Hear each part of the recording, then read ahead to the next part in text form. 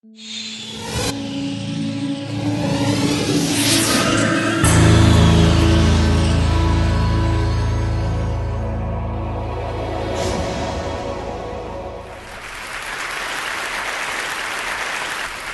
here today to show my photographs of the Lakota. Now, many of you may have heard of the Lakota, or at least the larger group of tribes called the Sioux. The Lakota are one of many tribes that were moved off their land to prisoner of war camps, now called reservations. The Pine Ridge Reservation, the subject of today's slideshow, is located about 75 miles southeast of the Black Hills in South Dakota. It is sometimes referred to as prisoner of war camp number 334, and is where the Lakota now live. Now, if any of you have ever heard of AIM, the American Indian Movement, or of Russell Means, or Leonard Peltier, or of the standoff at Oglala, then you know that Pine Ridge is ground zero for Native issues in the U.S. So I've been asked to talk a little bit today about my relationship with the Lakota, and that's a very difficult one for me, because if you haven't noticed from my skin color, I'm white, and that is a huge barrier on a Native reservation. You'll see a lot of people in my photographs today, and I've become very close with them, and they've welcomed me like family. They've called me brother and uncle, and invited me again and again over 5 years. But on Pine Ridge, I will always be what is called Washichu. And Washichu is a Lakota word that means non-Indian, but another version of this word means the one who takes the best meat for himself. And that's what I want to focus on, the one who takes the best part of the meat. It means greedy. So take a look around this auditorium today. We are at a private school in the American West, sitting in red velvet chairs with money in our pockets. And if we look at our lives, we have indeed taken the best part of the meat. So let's look today at a set of photographs of a people who lost so that we could gain. And know that when you see these people's faces, that these are not just images of the Lakota. They stand for all indigenous people. On this piece of paper is the history the way I learned it from my Lakota friends and family. The following is a timeline of treaties made, treaties broken, and massacres disguised as battles. I'll begin in 1824. What is known as the Bureau of Indian Affairs was created within the War Department, setting an early tone of aggression in our dealings with the Native Americans. 1851, the first Treaty of Fort Laramie was made, clearly marking the boundaries of the Lakota Nation. According to the treaty, those lands are a sovereign nation. If the boundaries of this treaty had held, and there is a legal basis that they should, then this is what the U.S. would look like today. 10 years later, the Homestead Act, signed by President Lincoln, unleashed a flood of white settlers into native lands.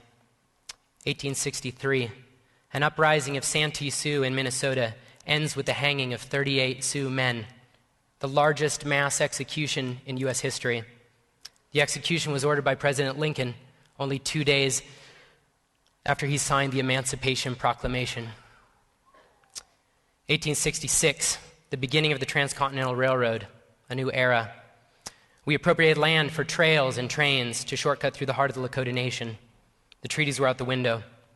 In response, 3 tribes led by the Lakota chief Red Cloud attacked and defeated the U.S. Army many times over. I want to repeat that part. The Lakota defeat the U.S. Army. 1868, the Second Fort Laramie Treaty clearly guarantees the sovereignty of the Great Sioux Nation and the Lakota's ownership of the sacred Black Hills. The government also promises land and hunting rights in the surrounding states. We promise that the Powder River country will henceforth be closed to all whites. The treaty seemed to be a complete victory for Red Cloud and the Sioux.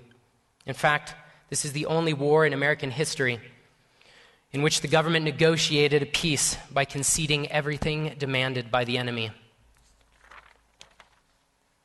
1869, the Transcontinental Railroad was completed. It began carrying, among other things, large numbers of hunters who began the wholesale killing of buffalo, eliminating a source of food, clothing, and shelter for the Sioux. 1871, the Indian Appropriation Act makes all Indians wards of the federal government. In addition, the military issued orders forbidding Western Indians from leaving reservations. All Western Indians at that point in time were now prisoners of war. Also in 1871, we ended the time of treaty making. The problem with treaties is that they allow tribes to exist as sovereign nations, and we can't have that. We had plans. 1874, General George Custer announced the discovery of gold in Lakota territory, specifically the Black Hills. The news of gold creates a massive influx of white settlers into the Lakota Nation. Custer recommends that Congress find a way to end the treaties with the Lakota as soon as possible. 1875, the Lakota War begins over the violation of the Fort Laramie Treaty. 1876, on July 26th, on its way to attack a Lakota village, Custer's 7th Cavalry was crushed at the Battle of the Little Bighorn.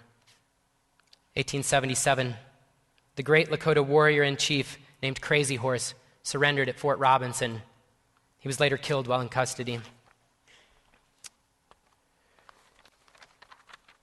1877 is also the year we found a way to get around the Fort Laramie treaties.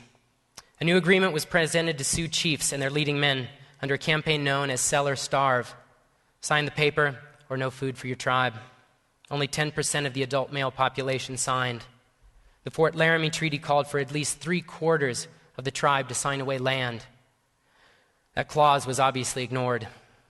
1887, the Dawes Act. Communal ownership of reservation lands ends. Reservations are cut up into 160-acre sections and distributed to individual Indians, with a surplus disposed of. Tribes lost millions of acres. The American dream of individual land ownership turned out to be a very clever way to divide the reservation until nothing was left. The move destroyed the reservations, making it easier to further subdivide and to sell with every passing generation. Most of the surplus land and many of the plots within reservation boundaries are now in the hands of white ranchers. Once again, the fat of the land goes to Washichu. 1890, a date I believe to be the most important in this slideshow. This is the year of the Wounded Knee Massacre. On December 29th, U.S. troops surrounded a Sioux encampment at Wounded Knee Creek and massacred Chief Bigfoot and 300 prisoners of war using a new rapid-fire weapon that fired exploding shells called a Hotchkiss gun. For this so-called battle, 20 Congressional Medals of Honor for valor were given to the 7th Cavalry.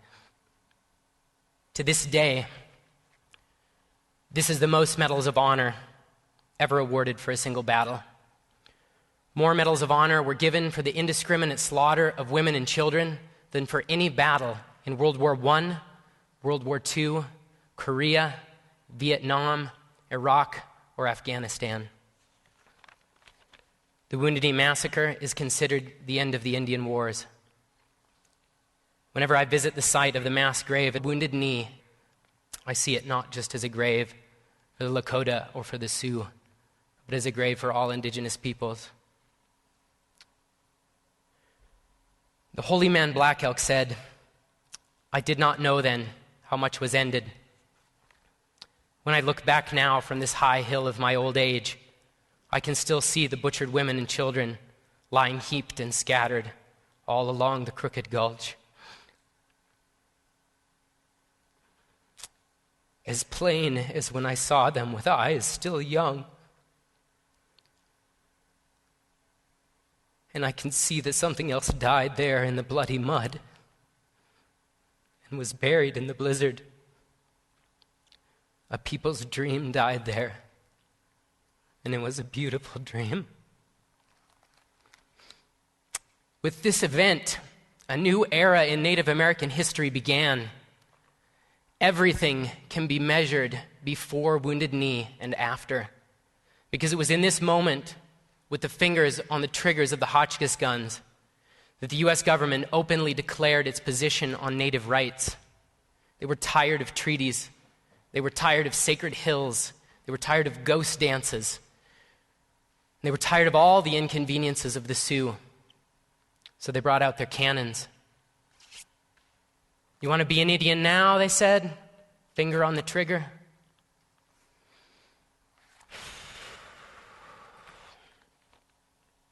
"1900, the U.S. Indian population reached its low point, less than 250,000, compared to an estimated 8 million in 1492. Fast forward, 1980, the longest-running court case in U.S. history, the Sioux Nation versus the United States, was ruled upon by the U.S. Supreme Court. The court determined that when the Sioux were resettled onto reservations and 7 million acres of their land were opened up to prospectors and homesteaders, the terms of the Second Fort Laramie Treaty had been violated. The court stated that the Black Hills were illegally taken and that the initial offering price plus interest should be paid to the Sioux Nation. As payment for the Black Hills, the court awarded only $106 million to the Sioux Nation. The Sioux refused the money with the rallying cry, "The Black Hills are not for sale." 2010. Statistics about Native population today, more than a century after the massacre at Wounded Knee, reveal the legacy of colonization, forced migration, and treaty violations. Unemployment on the Pine Ridge Indian Reservation fluctuates between 85 and 90%. The housing office is unable to build new structures, and existing structures are falling apart. Many are homeless, and those with homes are packed into rotting buildings with up to 5 families. 39% of homes on Pine Ridge have no electricity. At least 60% of the homes on the reservation are infested with black mold. More than 90% of the population lives below the federal poverty line. The tuberculosis rate on Pine Ridge is approximately 8 times higher than the U.S. national average. The infant mortality rate is the highest on this continent and is about 3 times higher than the U.S. national average. Cervical cancer is 5 times higher than the U.S. national average. The school dropout rate is up to 70%. Teacher turnover is 8 times higher than the U.S. national average. Frequently, grandparents are raising their grandchildren because parents, due to alcoholism, domestic violence, and general apathy, cannot raise them. 50% of the population over the age of 40 suffers from diabetes. The life expectancy for men is between 46 and 48 years old, roughly the same as Afghanistan and Somalia. The last chapter in any successful genocide is the one in which the oppressor can remove their hands and say, "My God, what are these people doing to themselves? They're killing each other. They're killing themselves while we watch them die." This is how we came to own these United States. This is the legacy of Manifest Destiny. Prisoners are still born into prisoner of war camps long after the guards are gone. These are the bones left after the best meat has been taken. A long time ago, a series of events was set in motion by a people who look like me, by Washichu, eager to take the land and the water and the gold in the hills. Those events led to a domino effect that has yet to end. As removed as we, the dominant society, may feel from a massacre in 1890 or a series of broken treaties 150 years ago, I still have to ask you the question, how should you feel about the statistics of today? What is the connection between these images of suffering and the history that I just read to you? And how much of this history do you need to own even? Is any of this your responsibility today? I have been told that there must be something we can do. There must be some call to action. Because for so long I've been standing on the sidelines, content to be a witness, just taking photographs. Because the solution seems so far in the past, I needed nothing short of a time machine to access them. The suffering of indigenous peoples is not a simple issue to fix. It's not something everyone can get behind, the way they get behind helping Haiti, or ending AIDS, or fighting a famine. The fix, as it's called, may be much more difficult for the dominant society than, say, a $50 check, or a church trip to paint some graffiti-covered houses, or a suburban family donating a box of clothes they don't even want anymore. So where does that leave us? Shrugging our shoulders in the dark? The United States continues on a daily basis to violate the terms of the 1851 and 1868 Fort Laramie treaties with the Lakota. The call to action I offer today, my TED wish is this: honor the treaties, give back the Black Hills. It's not your business what they do with them.